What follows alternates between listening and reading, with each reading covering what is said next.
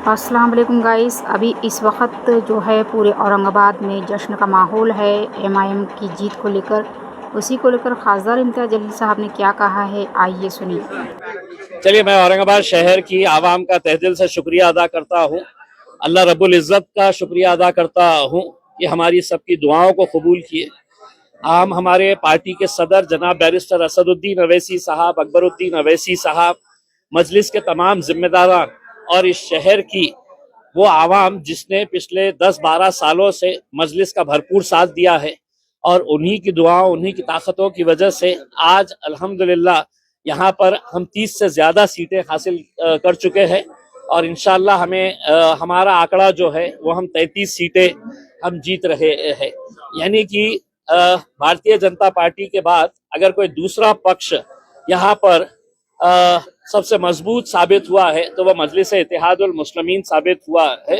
और हमें खुशी है, हम आवाम का तहे दिल से सर झुकाकर उनका शुक्रिया अदा करते हैं कि वो लोगों ने एक मरतबा फिर मजलिस के ऊपर भरोसा जताया, और ऐसे ऐसे आम लोगों को जो हमने टिकट दिया वो लोग आज मजलिस के टिकट के ऊपर चुन के आए हैं। हम उन्हें भी मुबारकबाद देते हैं और उम्मीद करते हैं कि औरंगाबाद शहर के विकास के लिए हम कटिबद्ध रहेंगे। हम पूरी कोशिश करेंगे इस शहर के अंदर अच्छा विकास हो, और भारतीय जनता पार्टी जो सिंगल लार्जेस्ट पार्टी बन के आई है वो शहर के लिए अगर कुछ अच्छे फैसले लेती है तो हम उनका साथ देंगे, और अगर नहीं लेती है तो हम एक विरोधी पक्ष का जो रोल होना चाहिए वो बखूबी अच्छी तरीके से निभाएंगे।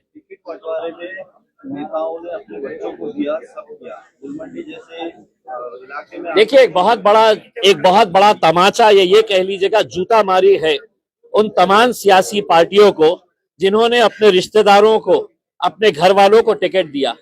अगर संजय सिरसाट अपने बेटे और बेटी के लिए करोड़ों रुपया खर्च नहीं करता तो शायद उनका बेटा और बेटी भी घर पर बैठते।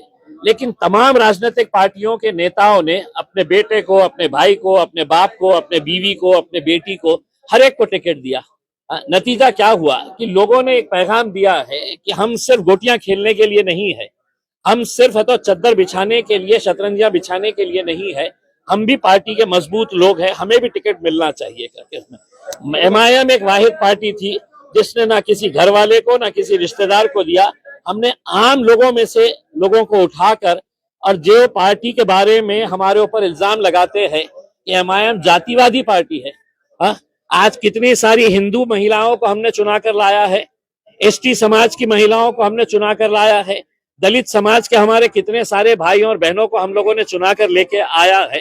तो ये एक औरंगाबाद शहर की जीत है, हम ये समझते हैं। आपको लगता है कि देखिए, गुलमंडी जैसे इलाके से मजलिस की 2 सीटें जीत कर आ रही है, ये बहुत बड़ी हमारे लिए कामयाबी है।